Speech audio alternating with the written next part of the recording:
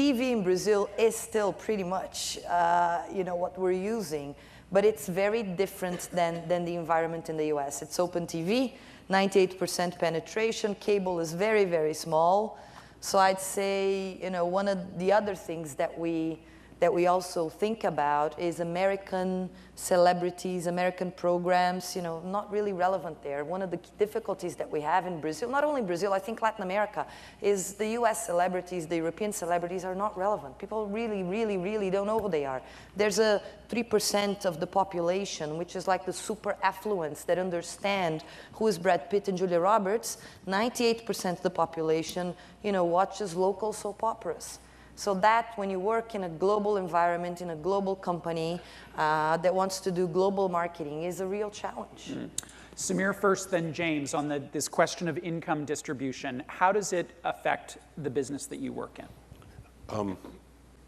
You just have to scale down your products to meet the local needs. And third world people, third world countries, people at the bottom there do have aspirations like any other. So for example, in the middle of the war in Iraq, we had a booming $10 million business on Pringles, and it wasn't sold to the US Army. It was Iraqis feeling that this is something that they wanted. In Yemen, we sell Pampers by the diaper, but they want their Pampers. In Egypt and in Pakistan, we sell shampoo by the sachet. It's not a degraded quality product. It's a great quality product, but it is in a sachet because they can only afford to buy a sachet for that moment. So it can be done, and you can meet people's aspirations with a product that is not diluted to the point where it's useless, but the form takes, the substance is very, very important, but you can put it in a form that folks can afford, and then your base marketing battles ensue. It's fundamentally just talking to people in the right way and providing them with a product that they can utilize consistently and effectively. James? I think in the emerging country, the income distribution is always most marketers' biggest challenge.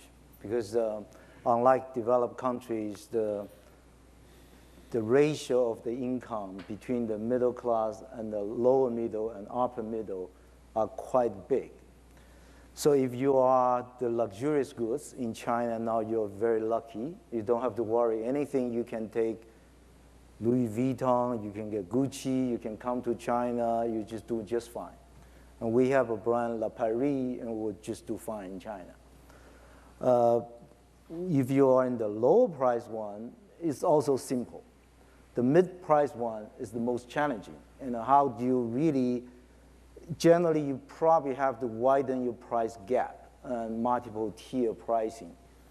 And the other unique things in China, I think is very different from the West, is when you're in the West, you go into a nice restaurant, you eat, you see all those silver-haired people, and the retirees who have all the money. In China, the money belongs to the people who were born after the 1970s. Those are the ones who benefit from the liberalization. And so you see the very wealthy people in the 40s. And all the billionaires and the entrepreneurs is all in that age. So you have to adjust your marketing based on who are you really talking to. Most of them are younger. The younger one have the money, and not the older one. And so you have to sell the product design in the West for the older people, but try to sell that to the Chinese who are much younger. So, Ramesh, do you want to weigh in on this question? If you look at India, imagine 10% of the world population is an Indian under 30, 10%. Now, if you actually take that out, what you got to do is to hit his mindset in order to create segmentation. And I think that's the key challenge. It's no longer a question of pricing. It's a question of what you do with it. I'll give you an example. Way back, when we launched Pepsi in India in a very, very difficult time when the total foreign investment was only $30 million, we had an opportunity to bring in Ray Charles's commercial. I don't know whether you've seen that one. You got the right one, baby. That was really good. Wasn't that good? I wasn't the siren, was incredible. though. So the question was, how do you do this in India? So we basically changed it. We said, he had right choice, baby, aha. Now, that was hybridization, and bingo. Pepsi shot through the roof, and that characterized a brand which today is $2 billion. It beats Coke 2.5 to 1, but you're able to create the image of something. Maybe the guy in his, sitting in his shack, he's able to have a Pepsi once in a quarter. Somebody else drinks it in his Rolls Royce. The key is, do they both think about it as being cool, as something that you want to associate with? So I think it's a function, no longer looking at what happened Pax Americana or what is Hollywood. Let's create Bollywood or create something which is local, which personifies the thought process. So I think that's true in any of these big markets. You got to think about it from a local perspective. It's not about, international and local and seeing the common elements. You go in with a bunch of equipment, some armaments, and you decide how you're going to fight the battle. But you leave it to some generals that you hire locally, however young they may be. And the younger, the better. Well, Danielle, we talked about local competition when we were having our pre-call, and you reflected on dealing with local competition in the culture of a multinational with probably a New York or American headquarters and trying to articulate the challenge. Give us some examples of the challenges that you deal with in beauty care in Brazil that will probably, for us, be harder to fathom.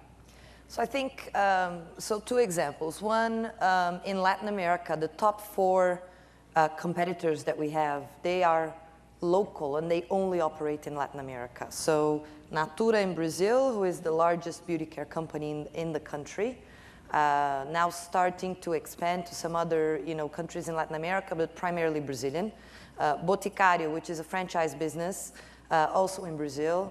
The Belcorp Group, which operates in the Andean region, phenomenal company based in Colombia, also only in Latin America, and then Jafra, which is the #1 beauty company in Mexico. So when we look at that, it's they operate in a different way. They have a different portfolio of products. They are at price tiers that it's sometimes hard for us to be in all the price tiers that they are. And you have to keep that communication going with the headquarters because it's very hard for them to see what is going on in your market, because the global companies, the P&Gs and L'Oreals and Unilevers of the world, they reapply in Latin America what they're doing elsewhere. But the local competitors, it's a really, really very tough challenge for us. I think the second example we talked about is climate and the influence of climate in my job, for sure, in beauty care and what I do. So in the US, the average number of showers per week is 7.9. In the UK is 5.7. In Brazil is 19. And in the northeast of Brazil, people take usually 4 to 5 showers a day. And that's normal throughout the year, So that totally influences and impacts how do you look at beauty care, at the shower routine, at every single product and how they use it and how strong it needs to be or how mild it needs to be.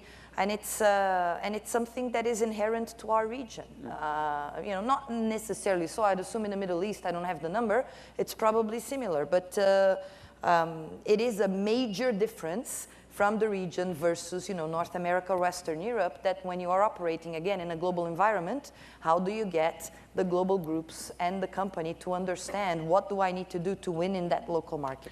James, from your perspective, where is the future headed? Because simplistically, on the one hand, you'd say, well, the multinationals can either grow share of dominant global brands, cut out the local competition, or win in that market, or they can acquire. From where you sit, how's this thing going to play out in 10, 15 years, do you think? I think because the rise of economy in the developing world, and there's definitely for sure there'll be rise of local-based company like Natura and etc. And I think the global company will either have to adjust to build the competence and to really change the belief and to be open-minded to certain different business model, or you will face a very serious competition from those many, many smart entrepreneurs who are coming out of those places, they are willing to take bigger risks, as we see in the Western world of developing, small companies sometimes can overtake the big company. So I would not say that it's the end of the multinational, but I would say the multinational need to be less arrogant, and because you will face much stronger local competition. Second things I'm also noticing in China, as the rise of the local economy, there's also a pride of the local culture, like the India's ingredient. You can see some of the traditional Chinese herbal are being used in certain creams and certain shampoos, and that will be another trend coming up. And you can see in Japan, Korea, there's a lot of national pride in there. And so how would the multinational R&D be able to understand those ingredient stories? And that would be a major challenge for multinationals. Samir, you're nodding. Do you see the future the same way, or? I'm at the receiving end of all these companies' plans to implement into the marketplace. And are they getting less arrogant? No, no, no. Okay, just checking. No, it's really interesting. Those who take a cookie cutter approach and say this has worked really well in Latin America, take it and make it happen, they hit the wall. Because Latin America, even though there's a lot of similarities, or China, we were taken to China to see how the Chinese distributors do things. We came back and tried to apply it in the Kingdom of Saudi Arabia or in the Middle East. We were at a loss, but we were being graded on the efficacy of the Chinese distribution model. And so what needs to happen is there needs to be some local adaptation. And the local adaptation is actually very, very cool because you can create something out of nothing. And if you allow the local folks to play a little bit, they can make things amazing. We're in the process of trying to do a joint venture with a Canadian company that is publicly traded. Now think about the CEO's mindset. I'm going to take some of our hard-earned money and go and invest it with a bunch of guys who look like me in the Middle East, which is volatile, and I've got to explain that to my shareholders.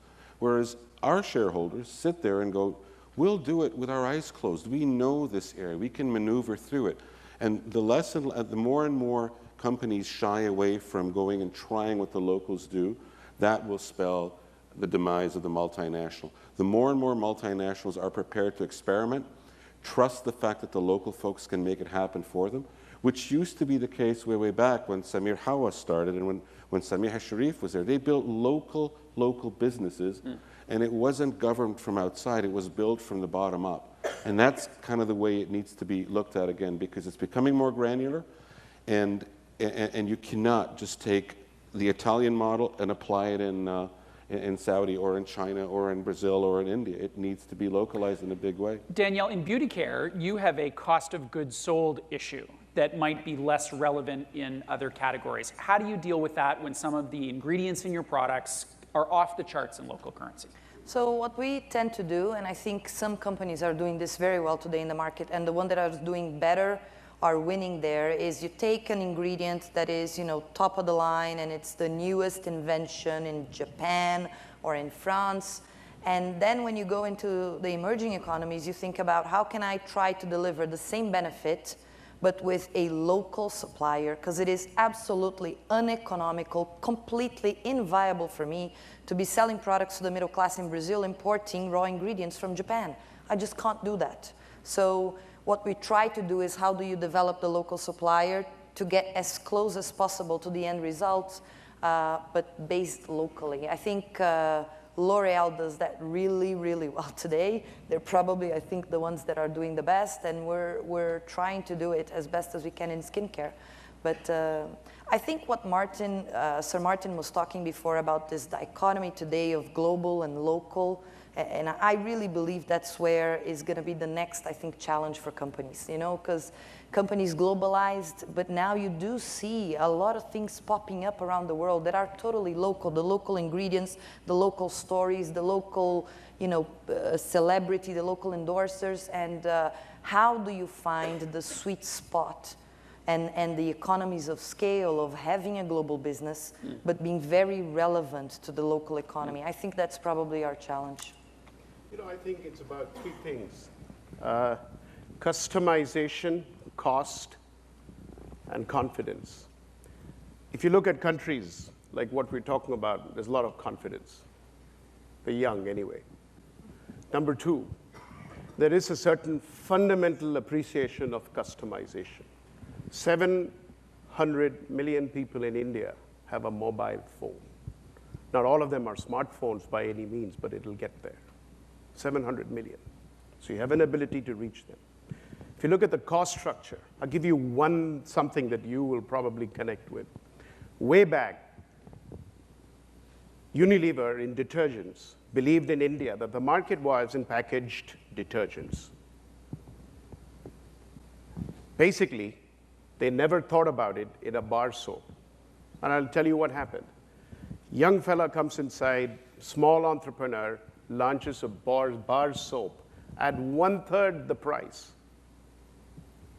puts a little bit of detergent in it, low quality. And what did he do? He basically brought Surf's market share down from some 90% to 25% in the space of 4 years. But the good news was that the total category quadrupled 5 times or 6 times. Initially, Unilever said, I cannot compete in that market. They said, this is crap. And then they basically started realizing it was a way of life. So what happened as part and parcel of that, they came inside and took a complete unit, business unit, took them out of the company, put them in a warehouse, equivalent to what Jobs might have worked in his shed, and said, go and figure out something. We don't give you very much. They re-engineered that bar detergent, and they came up with a product which delivered the same superiority as Nirma, which was the one which basically killed Surf. So the learning I have in this is, and I actually all strength to Samay Sharif, whatever I am today in terms of the business perspective, I've learned from Procter & Gamble. I learned how to write. I learned how to organize my thinking. And the fact that I worked on 22 markets for Procter, and frankly, didn't quite remember which country I was in the morning that I went. You check your wallet and see what currency is in there. Well, I tell you, I woke up in a place called Paramaribo. I'm sure every one of you has heard about that. So in the morning, and I came across a Hindu prayer. This was in South America. And I realized then it was 55% of the population were of Indian origin. Now, what I'm saying to you is, working along in that kind of entrepreneurship leverage, packaged beautifully in a one-page memo. Right. Background, basis for recommendation, and everything else. That works. So I think if you give a certain system and a structure, but allow the large multinationals to go out and start thinking as small businesses, that's the only way you're going to compete and fight in a market where cost and customization and communication is crucial. I want to pick up on the reference that you made to technology, and Samir, relate this to what we've been hearing in the Middle East. So they call these the Twitter revolutions. And certainly the Western media has made much about the fact that people are organizing through Twitter and all that kind of stuff. From a business perspective, how are you seeing social media play out in the work that you do? Sorry. I think it's completely underused right now. It's slowly but surely making the headlines left, right, and center because they talk about them as the revolutions. It's completely underused. It has a potential to be an incredible force of good, and they haven't really turned it on yet. You have currently, I think, 1 billion people on Facebook, going to be 5 billion in the next year or so. Just imagine the accessibility into people's homes, into people's minds that you have on a day-to-day basis. What's happened in Egypt, for example, is a lot of the people who were the radicals who'd been put away in jails have now utilized this media as a way to get their message across. And that's when I talk about it not being used as a force for good. I think we have a long way to get this to be utilized in the proper manner for the consumer to be able to figure out that this is a media that I can trust to buy the product. At this point in time in the Middle East, everybody knows that everybody's lying. And so the potential of this to be used effectively, I'm not so sure yet. But every single news cover, every single communication coming out is perceived as having an agenda.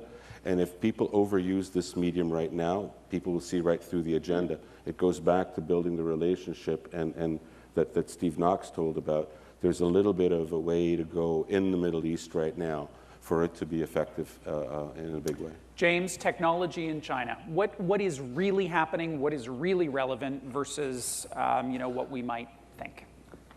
In place like China, what you typically see is you could see people leapfrog of the few generation of technology. So sometimes you come to developed country, you feel like you're in developing world. So China are very fast in adapting quite a few like mobile phone technology and high-speed railway technology. In Facebook, China has their own version, although Facebook is not in China officially. But there's a one called QQ, and that was all those migrant workers, whether you have a computer, you don't have a computer, you get in. And the company's market cap in Hong Kong, I believe the last count was bigger even than Hutchison, who's one of the blue chip company in Hong Kong, who used to be a joint venture partner with Procter & Gamble China. And so. We're going to take questions from the floor in a couple of minutes. How I will know that there are questions is I will see people at the mic stands. So if you have a question, just wander up there and I will work you into the conversation. If there's no one there, then I won't take your question. Before I get to you, talent. I know, it's because I want you to stand there. No, I think you should stand proudly at the microphone as a brave Procter & Gamble person. You sit, 1 second. Talent. So, and I'm just going to throw this out there, and the first one who leaps in, leaps in. We have in the West a clear recruiting process. We know the campuses that yield great candidates. We have a PST. We have all these ways of hiring and then retaining talent. So what's different? What's different? I think it's about hiring people who are not necessarily the ones that you would hire out of Procter. You're going to look for people in small towns,